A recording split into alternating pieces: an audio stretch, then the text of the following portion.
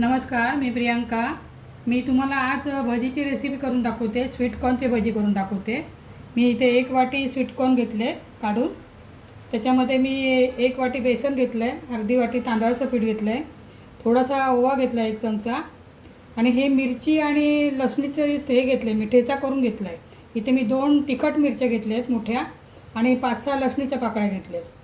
तुमच्याकडे जर लहान मुलं खाणारी असतील तर तुम्ही एखादी घेतली तरी चालेल मिरची, कारण मी ह्या तिखट मिरच्या घेतल्या आहेत ना, म्हणून सांगते. कारण हे स्वीटकॉर्न आहेत ना, गोडसर असतात, म्हणून मी तिखट मिरच्या घेतल्या. आणि एक मिडियम कांदा घेतला आहे आणि कोथिंबीर घेतली. इथे हळद, थोडाची खायचा सोडा, मीठ आणि तेल तळण्यापुरते. आता काय करायचं आहे, आपण हे जे दाणे आहेत ना स्वीटकॉर्न, हे अख्खे नाही ठेवायचे. हे आपल्याला थोडीशी भरड करून घ्यायची आहे मिक्सरमध्ये टाकून.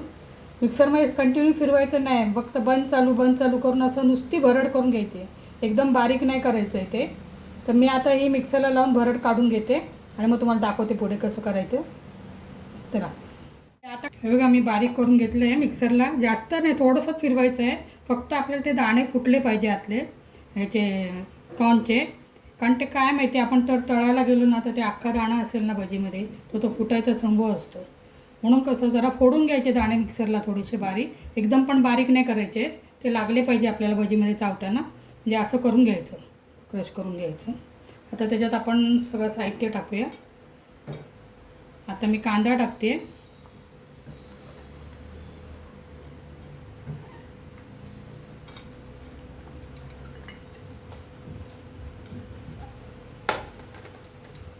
ही मिरचीचा ठेचा टाकते. मिरची पण तुम्ही बघून टाका. मुलं जर असतील लहान तर लहानच छोटीशी मिरची घ्या. आणि मी तिखट मिरची घेतली आणि लसूण घेतलेत 5-6 पाकळ्या, ती मी टाकते आता याच्यात. मुलांना पण भजी आवडतात ना, म्हणून तर कधीच घ्या मिरची. आता मी त्याच्यात ओवा टाकते, 1 चमचा घेतला आहे. कोथिंबीर टाकते, थोडीशी अर्धा चमचा हळद टाकते, मीठ टाकते. मीठ बघा अंदाजे तुमच्या याने टाका, मी पण अंदाजेच टाकते माझ्या साहित्याप्रमाणे. आता हे आधी आपण कालवून घेऊया हे मिश्रण.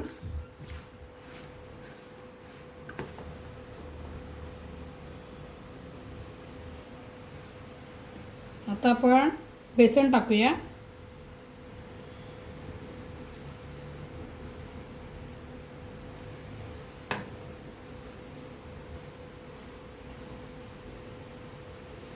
त्याच्यातच पीठ कालवायचं आहे आपल्याला. पाणी वगैरे अजिबात टाकायचं नाही आहे त्याच्यात.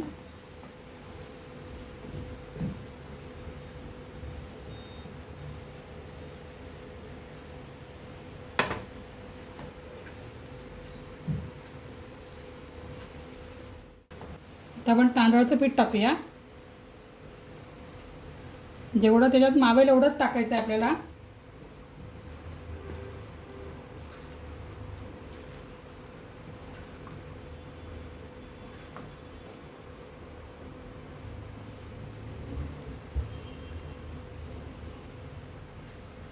तांदळाचं पीठ पण टाकते थोडंसं. तांदळाच्या पिठाने कसे जरा कुरकुरीत होतात, म्हणून तांदळाचं पीठ टाकायचं आहे.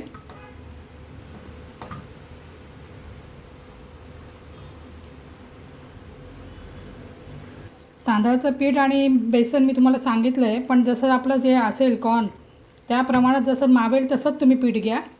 मी सांगताना तुम्हाला सांगितलं 1 वाटी, पण जसं आपलं असेल ना कॉर्नचं प्रमाण, एकजीव झालं की मग जास्त नाही घालायचं आपण.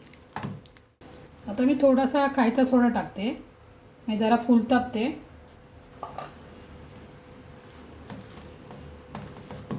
माझं हे मिश्रण थोडंसं घट्ट वाटतं आहे, म्हणून मी थोडंसं पाणी टाकते त्याच्यात, 1-2 चमचे.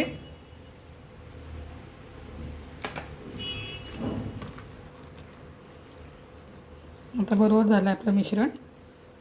आता आपण करायला घेऊया. मी कढई ठेवते तापत. मी त्या कढईत तेल तापायला ठेवलेलं आहे. आता हे मिश्रण आपण परत ढवळून घेऊया. याच्यात लाल तिखट वगैरे टाकायचं नाही, आपण मिरचीचाच वापर करायचा आहे, कारण कॉर्नचा नॅचरल कलर पण दिसला पाहिजे.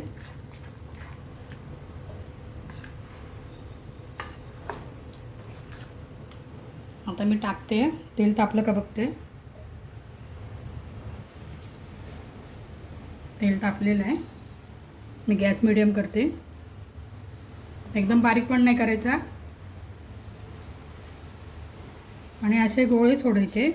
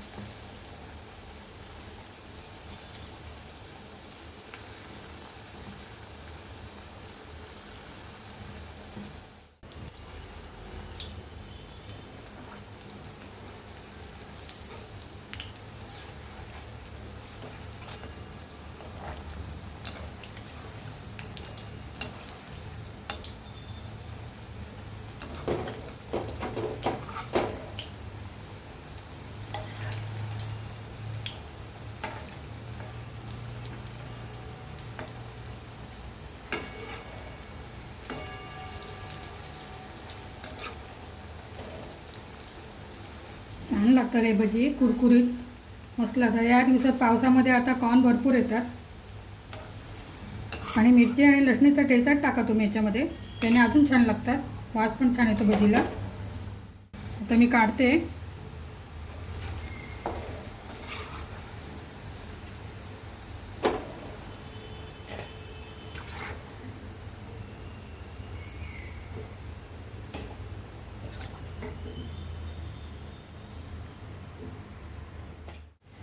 आता मी हे बाकीचे उरलेले भजी तळून घेतलेत. अशा प्रकारे ही कॉर्नची भजी माझी तयार झालेली आहे. अजिबात तेलकट झालेली नाही आहे. तुम्ही करून बघा, चांगली चविष्ट लागते. आणि आता तुम्हाला मी सर्व करते. अशा प्रकारे तुम्ही हे टोमॅटो सॉसबरोबर पण हे भजी खाऊ शकता. गरम गरम चहाबरोबर पण दुपारच्या वेळेला तुम्ही खाऊ शकता. हे भजी खूप छान लागतात.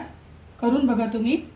माझी ही रेसिपी तुम्हाला आवडली असेल तर नक्की तुम्ही मला माझ्या व्हिडिओला लाईक करा, शेअर करा आणि माझ्या चॅनलला सबस्क्राईब करा. धन्यवाद.